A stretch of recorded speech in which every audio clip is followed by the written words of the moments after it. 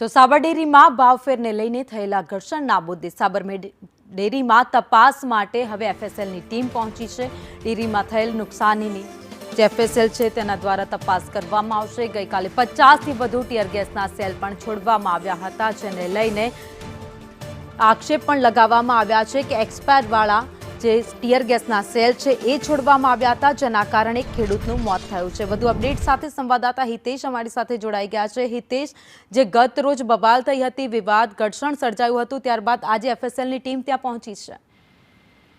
જી ભાવિની, સાબર ડેરીનો જે મામલો હતો, જે ઘર્ષણ થયું હતું અને ત્યારબાદ જે નુકસાની થઈ હતી, એ નુકસાનીની તપાસમાં એફએસએલની ટીમ પહોંચી છે અને ઘટના સ્થળે તપાસ હાથ ધરી છે।